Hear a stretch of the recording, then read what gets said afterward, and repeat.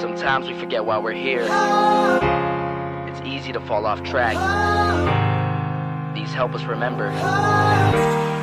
These battle scars don't look like they're fading, don't look like they're ever gone away. They ain't never gonna change. These battles. Growing up I had a dream, something no one else could see. Tell me what it means when your faith is falling beneath your knees and you can't breathe. Everything you see reminds you of what you're not or something you won't be. You gotta take what you're given, that's how we live it. Don't be mad at the system, it's simply how we've existed. I hear a lot of people talking like they politicians and choose to be an accountant because it's safe in a business.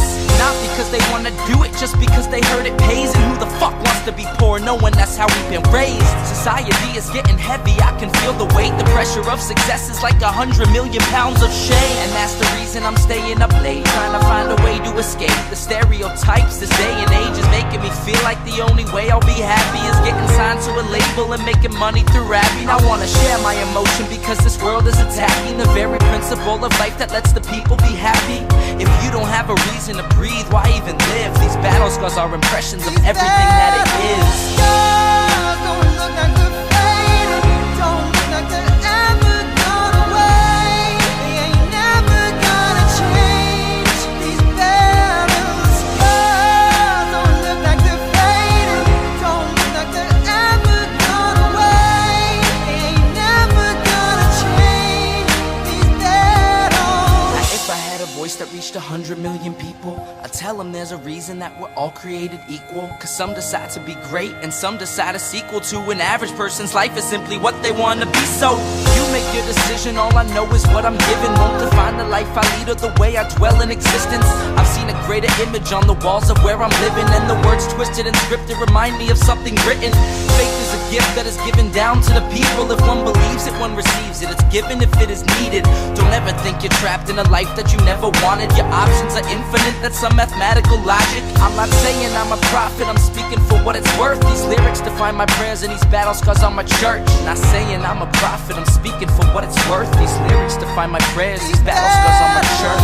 Scars don't look like they're fading, don't look like they're ever gone away. They ain't never gonna change. These battle scars don't look like they're fading, don't look like they're ever gone away. They ain't never gonna change. These battles.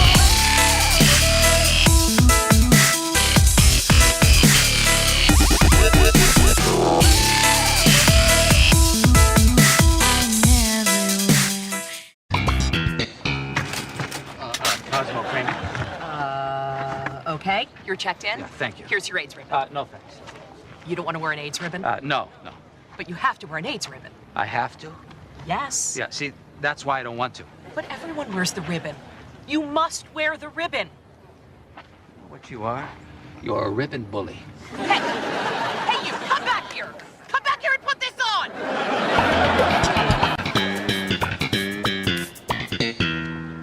Hey, where's your ribbon? Oh, I don't wear them. You don't wear the ribbon? Aren't you against AIDS? Yeah, I'm against AIDS. I mean, I'm walking, aren't I? I just don't wear the ribbon. Who do you think you are? Put the ribbon on. Hey, Cedric, Bob, this guy won't wear a ribbon. Who? Who doesn't want to wear the ribbon? So, what's it going to be? Are you going to wear the ribbon? No, never. But I'm wearing the ribbon. He's wearing the ribbon. We are all wearing the ribbon. So why aren't you going to wear the ribbon? This is America. I don't have to wear anything I don't want to wear. What are we gonna do with him? I guess we're just going to have to teach him to wear the ribbon.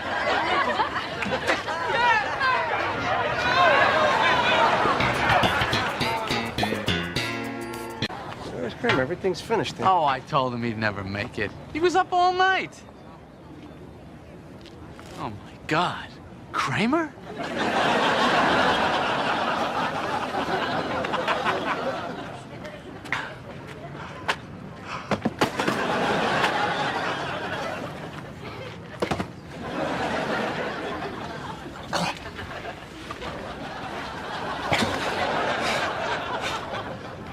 Look at you. I told you. Up all night playing poker. Come on. Hey, where's your AIDS ribbon? Okay. Now, isn't it, though? That's all I could think of. What do you mean? You won't to condemn bigotry as irrational Republican. I keep saying Republican. And repugnant. Well, I fight racism. I don't like bigotry. But you won't wear the ribbon! That is today's LP. No, if they don't strike you, what they do is they just take your any ad revenue, and I really don't care. Like, I know people think like I get the sweet ad revenue. Listen, I don't scoff at any revenue, but literally a channel of my size, I get like maybe $10 a month in ad revenue. The producers of Seinfeld can have it, okay? Oh, and I saw your question earlier, the road to Providence. Shoot me an email. I'm not sure what my schedule looks like. And thank you, Carlin, for that. Oh, let me put the comments up. I'm not sure what my Monday schedule looks like. Let me get comments up. Okay, wait. Here they go. Okay, perfect. All right, I wanted to do a show on this because it's just so... I say that every single time that bigotry is irrational and Republican. But I'm not allowed to say that. Aren't I supposed to be part of the hard right invasion of the Libertarian Party? Aren't I?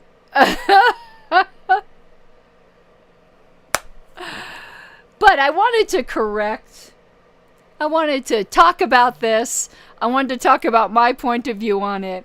And also some just like historical crap that's getting said that just isn't correct. Objection, speculative. No, Mr. Fishman, it is not objection speculative. Oh, okay. The latest, and I know it's just like, it's a game of telephone. People hear one thing, they repeat it, and before you know it, it becomes truth, but it's not.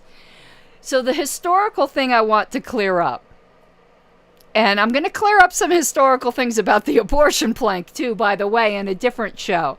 But today we're talking about 3.5 and the deletion of the phrase, we condemn bigotry as irrational and repugnant, not Republican. What you may have heard is how these darn kids, they came in here and they took out a phrase that's been in our platform since the beginning. I'll give you one guess. Is that claim true or is it not true? I give you one guess. I'll give you a minute.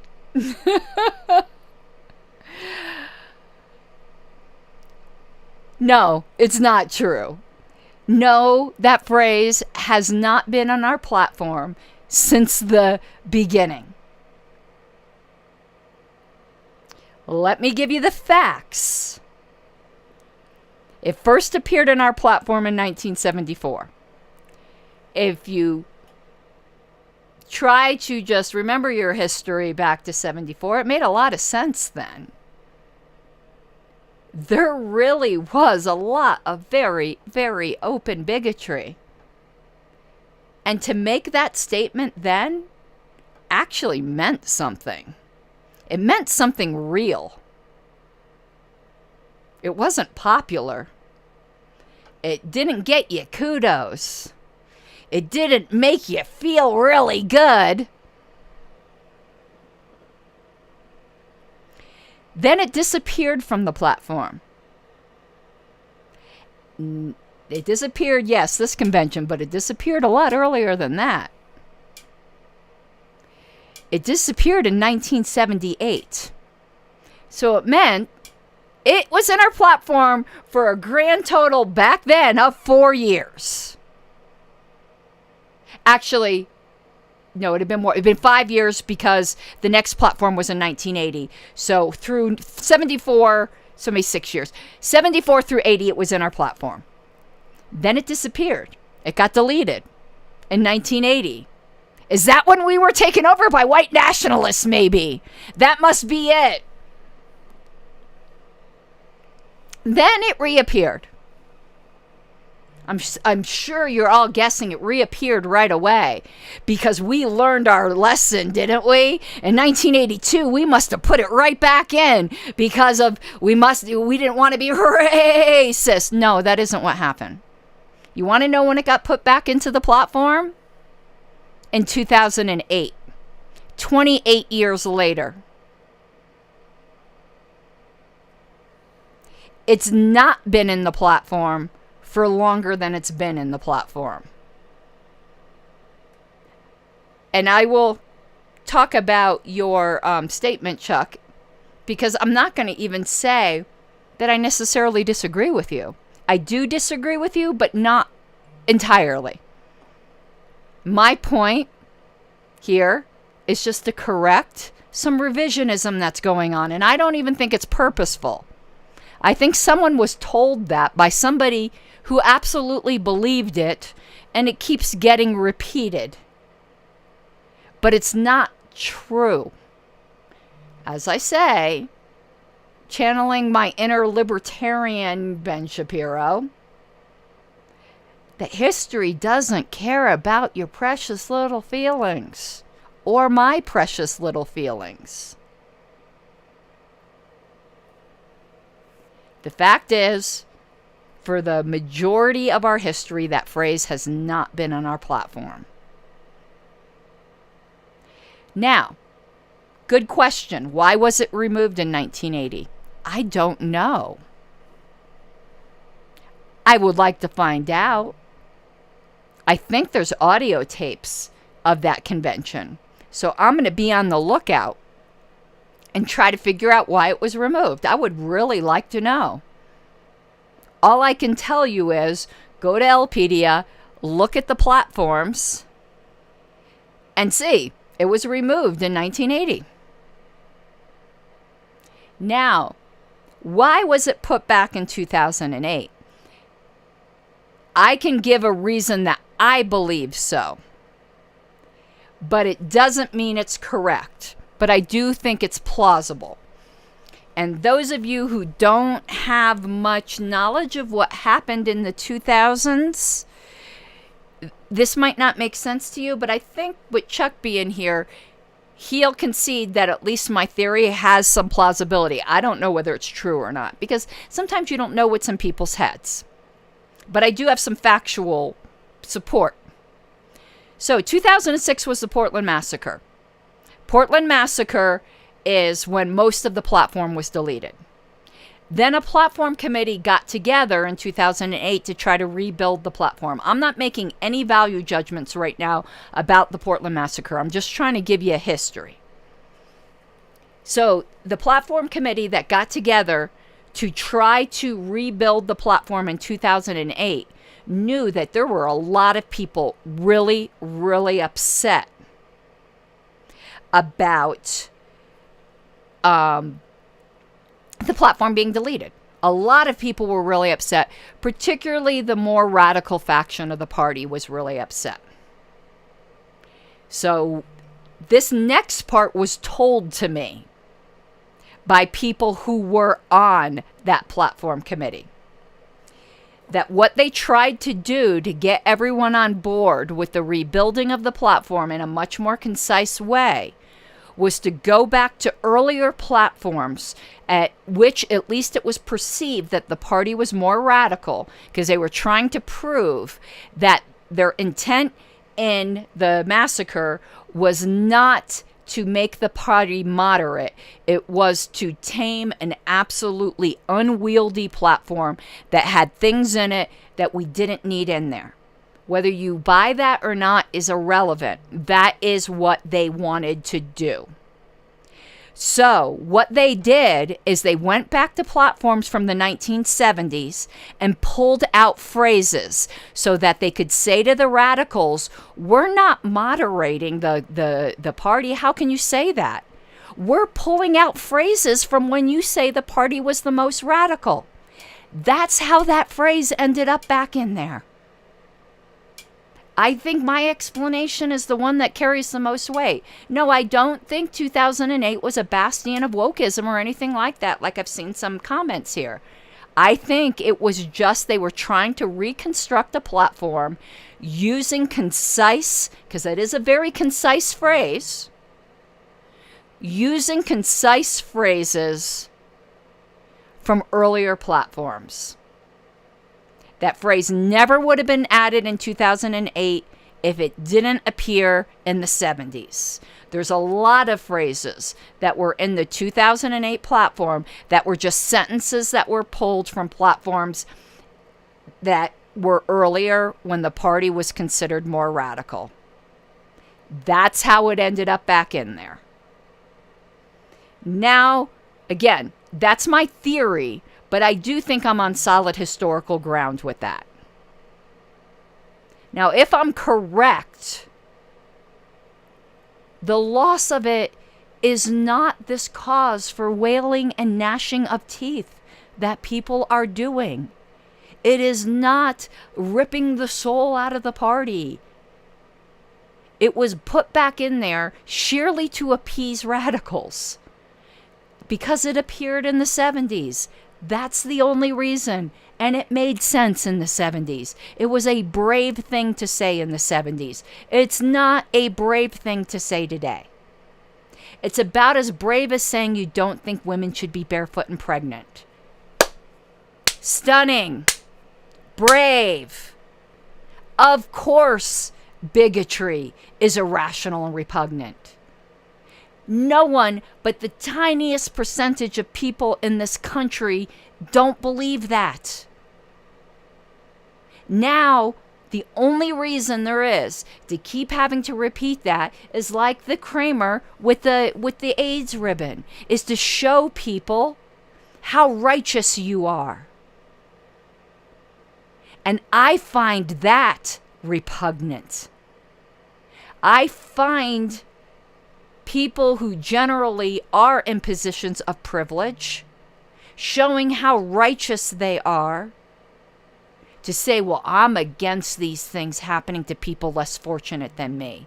Well, you want to know what? Instead of saying it, why don't you go do something about it? I don't want to attribute this to Spike, but I think it was him that said this, or he was repeating on a show I did last night that somebody else said this. It said, if you were a black person experiencing like directed hate towards you, who do you want standing by you? Somebody who actually makes the affirmative statement that's now on our platform that we defend the rights of all people, no matter what inherent characteristics they have. Or someone who just goes, I condemn this. No, I want the person who's going to defend. Our platform is better for it not being in there. Now, I'm going to give you full disclosure, and anybody in the Mises Caucus will tell you that I was making this argument before this thing, because I knew a lot of people were going to place their tokens on deleting that entire plank of 3.5. And I was completely opposed to that. 3.5 is a great plank. It's the only plank in which we clearly say we don't believe in positive rights. If we deleted that plank before you know it, you were going to have a worse problem than you thought there was with the irrational and repugnant phrase. Because then you'd have the people starting to claim there was a right to health care and all that other crap. So I was completely opposed to people. Well, I'm opposed to the way that the token system works now anyway, but let's just pretend I was okay with tokens which until it's reformed, I will never be casting a token. My problem with the token system is that you can delete a plank without debate with only 50% vote. That's insane to me. You should have debate, and it should be 2/3. And until that is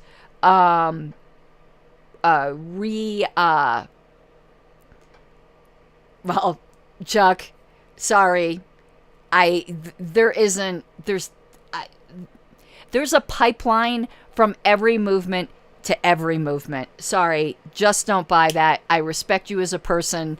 I think that opinion is trash. There is not a pipeline from the LP to the white nationalist movement. There's a pipeline right now from every movement to extremist groups because of the woke oppression in this country. It is turning people into extremists because you can only call people names for so long before they start living up to the expectations you set for them. You can only call people who aren't racist for so long until they fight fucking back. No, Tyler, Chuck is a good friend of mine. Okay, thank you. I was gonna dead mom Chuck like he needs me to white knight for him. I know he doesn't. So I don't buy that. I respect some people think that.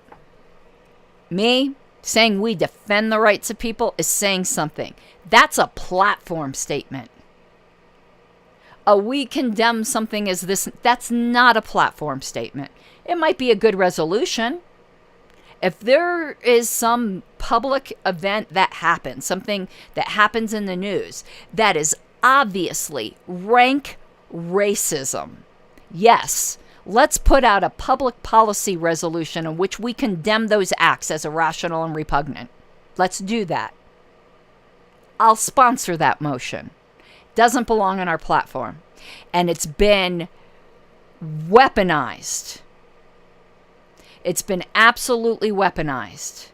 So all the people who love that sentence, and I can respect people liking, listen, I've got a fetish for quite a few sentences on the platform myself. I do. In which I would be, ripping my clothes and wailing and gnashing of teeth if they got deleted. So I get really liking certain statements. There's nothing wrong with that. But if you're one of those people who really like that statement and you're upset at the Mises Caucus for it, you're upset at the wrong people. I'll tell you who to blame. The people who kept weaponizing that phrase so that it meant nothing. That is who's to blame. Because again, if anybody out there is upset, if you stood by while good people were called racists and bigots, it's your fault that phrase had to be deleted. Sorry, own your shit. Because you can't do that to people. You can't do that to people and expect no consequences. I don't think anyone would have looked twice at that phrase if it hadn't been weaponized constantly, which I find so deeply offensive, I just don't even know what to say. I mean, I was called a Nazi, for God's sakes. No. That's who's to blame. And if you're blaming the Mises Caucus, you're delusional. You're blaming somebody or a group. I'm going to personalize a group as one person. It's like The Simpsons. Bart keeps poking at Lisa. Ow. Or Lisa at Bart. I keep on forgetting which one it was. But one of the kids, ow, ow, ow, ow. And finally the kid just goes, stop it. And smacks the hand away. And you're blaming the kid that smacks the hand away rather than the person who kept poking. I'm sorry. You got some self-examination to do.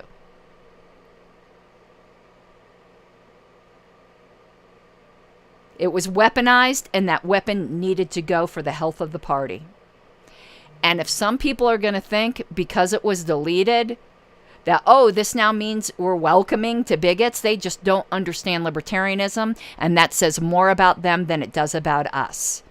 Because there is absolutely nothing we have ever done as a party that could give anyone that impression ever. People who are going to say that or think that would find a reason to say that or think that anyway. The funny thing is, the only official statement, at least by a National Party representative, that could even remotely be considered a little insensitive was by Nick Sarwark when he complained us not getting, or compared us not getting ballot access to black people having to sit at the back of the bus. And that's Mr. Woke himself. Now, do I think Nick was racist when he said that? No. I think he put his foot in his mouth, like we all do.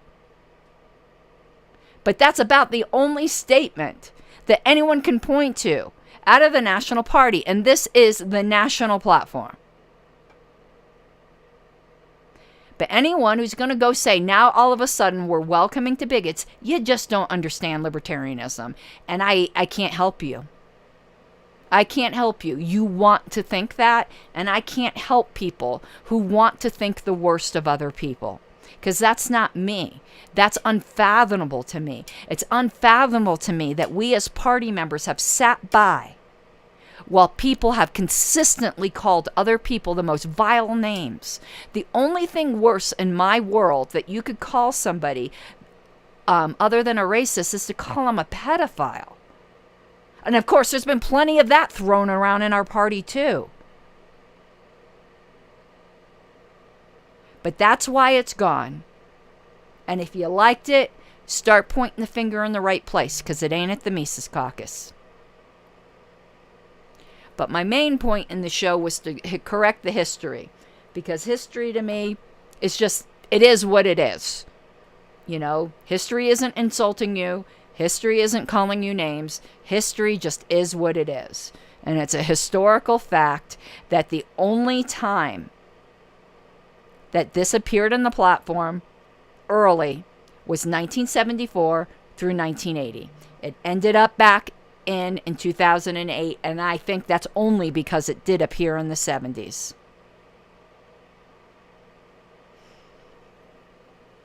So, this is actually going to be a short show. Almost short show. That's like hard to say. I'm going to give it a few more minutes to see if there are any other questions. I'm actually not feeling entirely well. It's not the coof. I didn't take a home test, but Wayne did. Wayne's much sicker than I am. I started to feel a little sick. Whatever it is, I got it from him. He tested negative. He's going to go test again tomorrow, just to make sure. You know, we've stayed inside. We've always been very responsible when we're sick. You know, when I did have COVID in April, I quarantined for twice as long as the CDC recommendations were. Yeah, you can DM me about coming on your show on Twitter. That would work out good. So, you know, Wayne's going to test again tomorrow. If he ends up positive, we always do far more quarantining. Oh, I'm so sorry, Chuck, to hear that. I hope you didn't get it bad. When I had it, I got it really bad. I got it way worse than Wayne, which is why we kind of thought maybe he had it. Because I read that if you've had it recently, but you didn't get it bad, you can recatch it even within 90 days. Particularly if you only had a mild case. And it would make sense that he would get it and not me, because I had it bad. But I think he's got the flu, quite honestly. As his day's been progressing, because I usually get the flu every year, I really think that might be it. And if it's the flu, we're going to quarantine. The flu ain't no joke. You know, I'm not minimizing COVID when I compare it to the flu. The sickest I've ever been in my life was when I've had the flu. It was maybe about 8 years ago. You remember when there's flu strain A and flu strain B? I got one right after the other. I was sick for a month and a half. It was awful. Me too, Chuck. I got it only in my throat. It wasn't in my lungs, but it was bad. I couldn't eat. I hope you're able to. I've still lost a ton of weight. I haven't been able to wear these jeans in forever. I dropped 20 pounds. Because I couldn't eat. We had to get somebody in the house with an IV to give me nutrients because I was so weak from it being in my throat. It was terrible. But yeah, I didn't get it in my lungs at all. And I didn't lose taste or any of that. But I was so weak. But anyway, so yes, somebody asked me if I find out or at least have a plausible theory why it was deleted in the 80s. Of course, I'll show you. Chuck knows I love doing the historical investigation. And a lot of times when you're reconstructing these things, it's going to be a best guess. I would love to maybe find somebody who was on the platform committee from that time that remembers, but it's always hard to remember. Like, I don't even remember some of our rationales when I was on the 2018 platform committee. So the next show I'm going to do is about the deletion of the abortion plank 1.5. I know some people are going to find this surprising, not people who are close to me, because I'd been pretty well known for most of my history in the party as being in favor of deleting that plank. I changed my mind on that a couple years ago. Nobody paid attention to that, particularly, you know, a certain lady who likes to obsess on my breasts, refuses to acknowledge that I changed my position. I'm still pro-life, but I changed my position on whether or not the plank should be deleted. So no, I did not vote for deletion of the plank. And I wasn't in favor of it. So I'm going to do a show on why. But I'm also going to do a show, and I told the Mises people this too, by the way. I told the Mises people this, I think yesterday, there was like a Reno recap show. I said, you guys can be mad at me if you want. If this virus causes leg bruises, Fidalgo, you saw my leg bruise. Maybe that was it. I don't know. It's gotten better, though. I'm going to show you my gross bruise again. But listen, if you guys saw this bruise, what was it, Monday? You'll see it's a lot better. Look, it's almost gone. I know that's bad, but that's way better than it was. Isn't that awful? Anyway, I said this to the Mises Caucus people last night. I go, I think you guys punked yourself a little bit, though. Because there's a platform plank that was passed that talks about medical freedom that I think can very reasonably be interpreted to be far more pro-choice than the plank that got deleted. Now, I can tell you that was not the intention of the platform committee.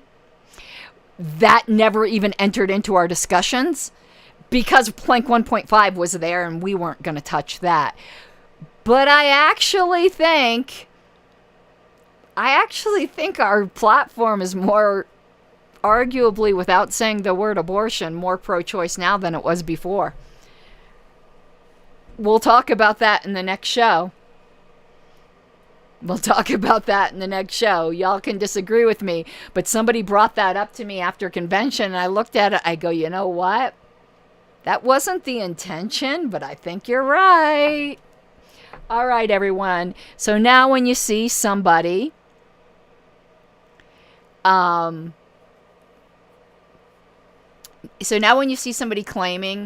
that, oh, you deleted something that's been in our platform since day one, you can correct them. Because that's not true. It's not true. It just isn't. So that will,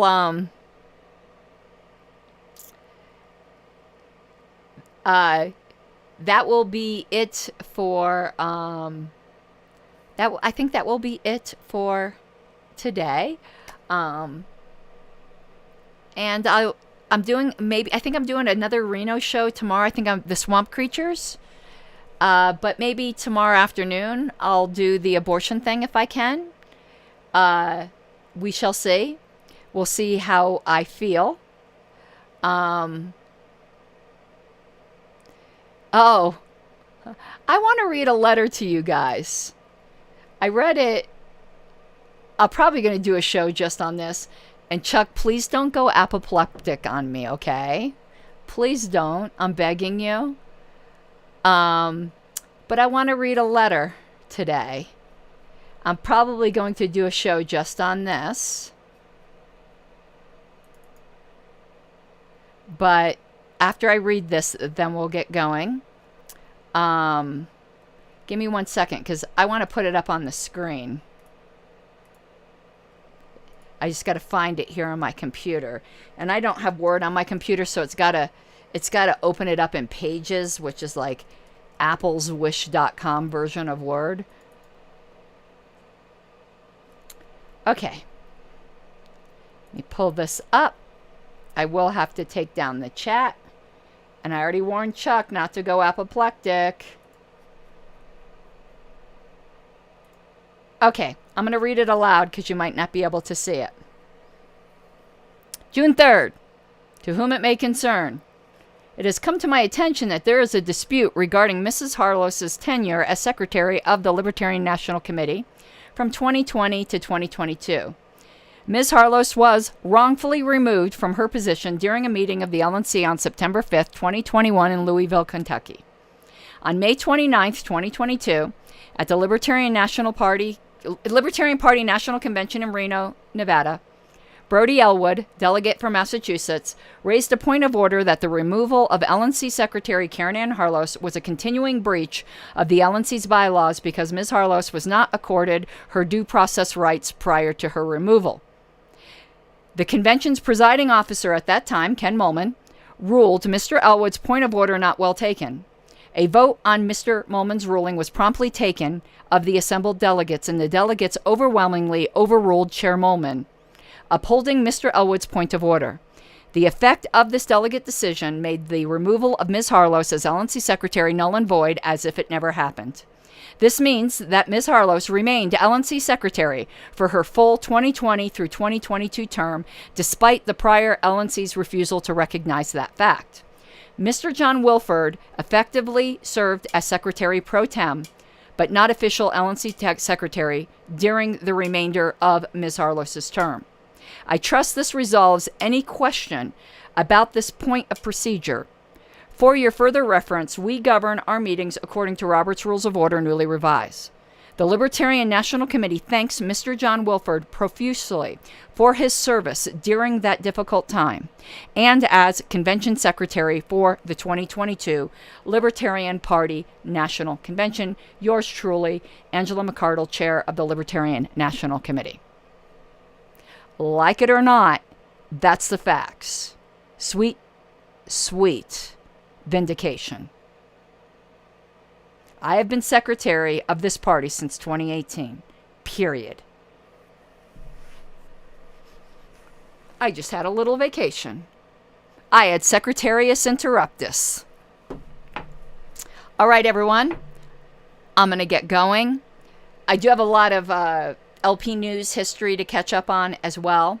Oh, crap. There is something I forgot. We're not going to get going quite yet. Irrational and repugnant. Okay, hold on. I'm going to stick the chat up. I want to explain something here. I probably should do a whole separate show on this, but I really don't want to talk about this any further after today, unless, the subject comes up again. And there's a reason why I needed an official statement.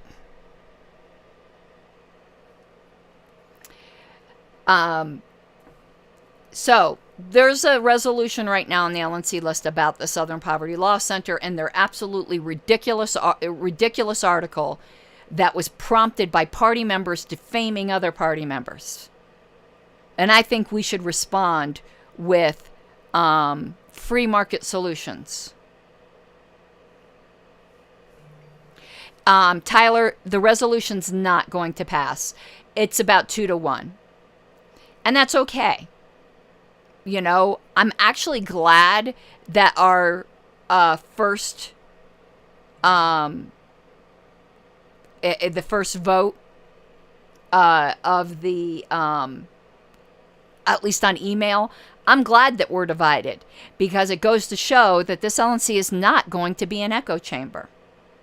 And I can tell you, I disagree with my colleagues who are voting against it, but I know they're voting against it in good faith. Like, there's no funny business. It's just that people disagree. And that's okay. But I want to tell you why I voted yes. And part of it is deeply, deeply personal. But it's also, I believe, the right thing to do. And if I didn't vote yes, I would have been immediately breaking my campaign promises. Do you all remember what I said from the stage? I said if people of positions of privilege and power come after you, I'm going to defend you. And that's exactly what the SPLC did. They are people in positions of power and privilege, and they're unfairly coming after people. And if I don't defend party members against bullies like that, I will have in my very first email vote broken my campaign promises. And I do not break my campaign promises. I've never broken a campaign promise. And I won't. I don't care if I'm the only person voting yes on that resolution. I am not changing my vote. I firmly believe it's the right thing to do. Do I think it's the most artfully worded resolution? No, it's a brand new LNC. A brand new LNC member wrote it. I'm proud of them for writing it. I'm not going to let the perfect be the enemy of the good. And I'm not going to not defend party members. Now, most of the no votes come from regionals. They have a different obligation than I do. They need to do what their regions are telling them to do. My regional representative voted no. That's because that's the feedback he got from Region 1. I do not blame him in the slightest. That's what he needs to do. I have a little bit more freedom as an officer of the party, and I'm sticking with my yes vote because I will always defend party members. And people who keep going, this isn't defending party members, it's defending a caucus. No, I don't think you even... oh my God, John Wilford does look like Count Dankula. That's funny. I adore Count Dankula. Anyway,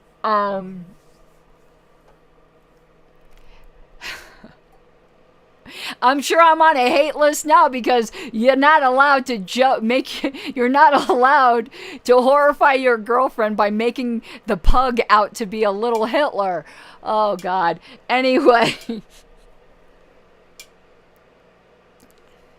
it moved to a vote so fast, Tyler, because it's something that needed to be voted on now. It's a current issue. We could have amended this thing for a month. Like, no.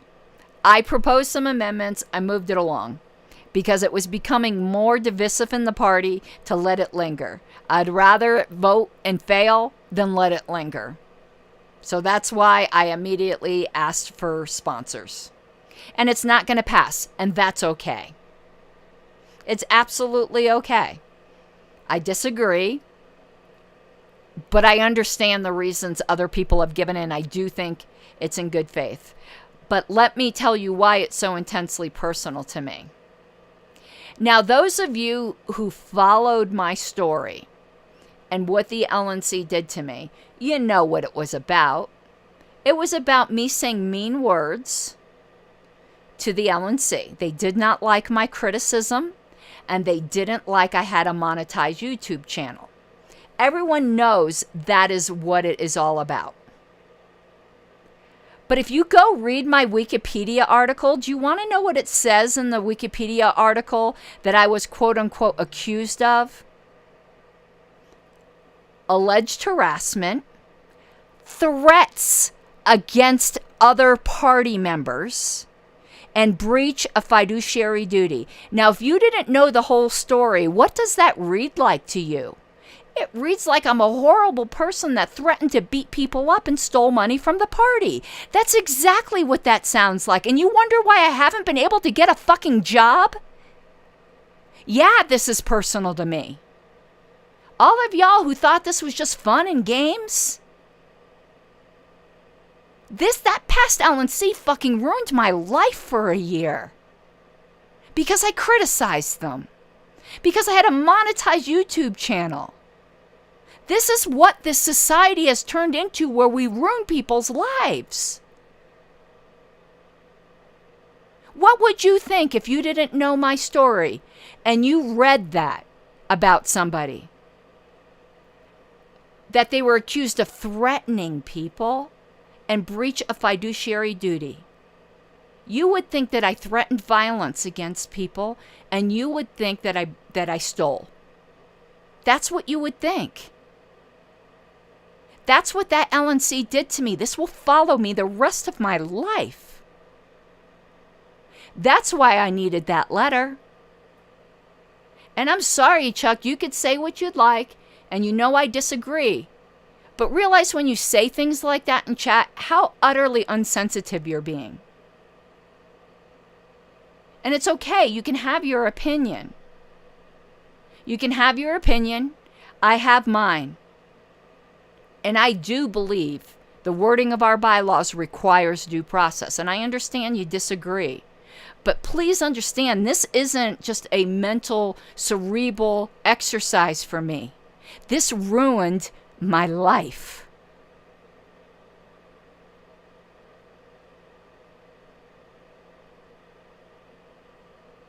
Now, I'm taking some of it back, because at least it now says in the opening paragraph of the Wikipedia article, and I got in an edit war with somebody over this who wanted to continue to ruin my life, that the convention declared it null and void. Doesn't matter whether you agree with that decision of the convention, it is in fact what happened.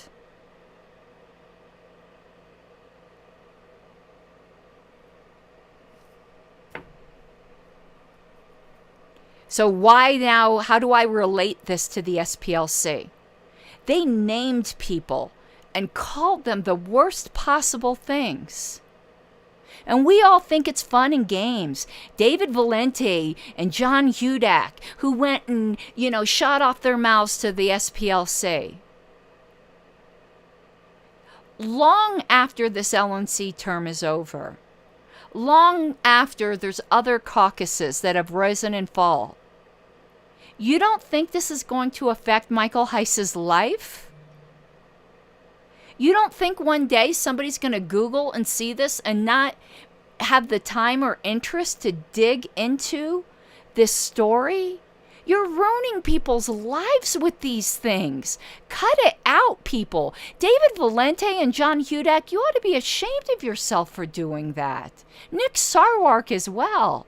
I would never, ever do that to you. We need to stop this. So that's why I voted yes, because I know how it feels.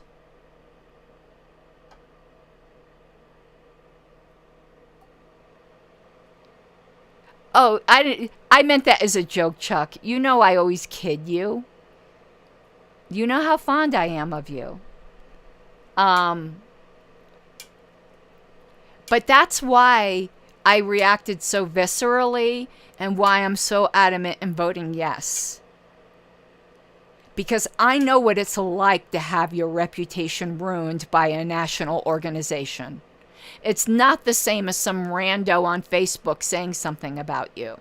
It's not the same as some pink-haired lady in Colorado who barely has 4,000 subscribers to her YouTube channel criticizing you. And I'm not saying it was the intent of the past LNC to make it that I'm unemployable right now. Well, it's turning around. It's turning around. That's why it was so important for that to happen at convention, so I could have a life. So I've been vindicated.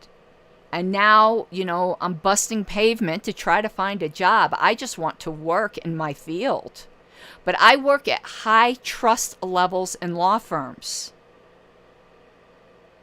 What do you think employers think when they're looking to hire somebody who has to be able to keep confidentiality?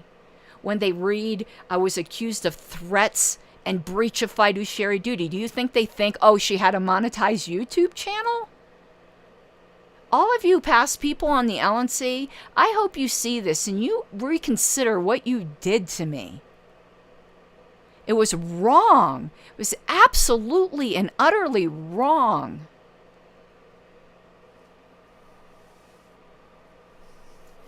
But that's why I'm defending members from the Southern Poverty Law Center. Because I'm grateful for everybody who defended me. We are our brother's keeper. It's funny. We're all accused of being selfish, racist, and all of this, when I'm the one who says, freedom. Freedom entails. Well, Crash Mondo, that's easy for you to say. You make that choice for yourself. I don't feel that way. The fact that I can't pay my mortgage, yeah. Please be a little bit more sensitive. That's all I can say. It's easy for you to say. I want to work for companies. And if they take Wikipedia into consideration, well, it's easy to have that position in chat on someone's YouTube channel when you don't have to worry about how you're buying groceries, okay?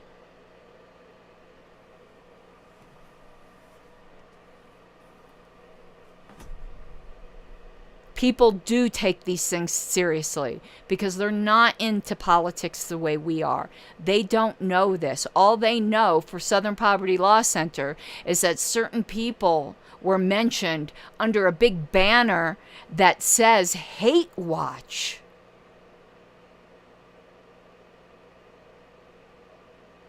And thank you, Crash Mondo. Sometimes we don't understand and we don't mean it. I say things that are insensitive all the time, and I appreciate it when people point it out because most of us don't ever mean to be insensitive. So anyway, that's why I'm so adamant about that resolution. But I understand that my colleagues who are voting no, they have to listen to their regions. But the at-large and the other officers so far has voted no. They don't have my life experience. So I admit I'm very, very emotional about this. Perhaps my emotion is clouding my judgment, but I don't think so. I made a promise to defend members. I made a promise to defend the average, everyday libertarian. The people who don't have power. And I'll do that. And I kind of lost my train of thought. Is good evening, I'm Justin. Where people are going, oh, you're not defending party members, you're defending a caucus. I'm sorry, don't tell me what I'm doing. Let's just switch the caucus around. Let's say there was some far right group, like an actual, just like nasty, I don't know, like what is that actual Nazi group? What are they called? Is it Storm something? Stormfront? Is that it? Like, say Stormfront put out an article going after outright libertarians. You don't think I would be wanting to defend them? This has nothing to do with a caucus. If people were saying vile things about the Libertarian Socialist Caucus, I'd be defending them too. Anyone who wants to believe it's just because it's about the Mises Caucus, you don't know me. You do not know me at all. Because I would defend anybody against things like that. You don't do that to people. You just don't. It's wrong, and that is what's wrong with our society today. Anyway, now I am done. Hopefully we'll not have to mention the irrational and Republican, irrational and repugnant thing again. Yeah, subversive. I mean, Justin, I always start with the first one. I've gotten multiple requests now to move to censure Nick Sarwark. And you want to know what I said to them? No. No. No, I'm not doing that. I am not continuing this cycle of vengeance. I'm not. I have no interest in that. Now, if people think he behaved inappropriately at convention, it's up to the delegation that sat him to deal with it, not the National Party. And he sat with Ohio. If Ohio is offended by what he did, then Ohio can take care of it. But as a national officer, no, I'm not going after Nick Sarwark. Do not write me and ask me to do so, because I'm not going to. I'm just not. Even though people will say he'd do it to you, yeah, he probably would. So what? I'm not doing that to him. Just not. I'm not using my second, the redemption that I got to hurt people. Even if some people think they deserve it. All right. Have a good night, everyone.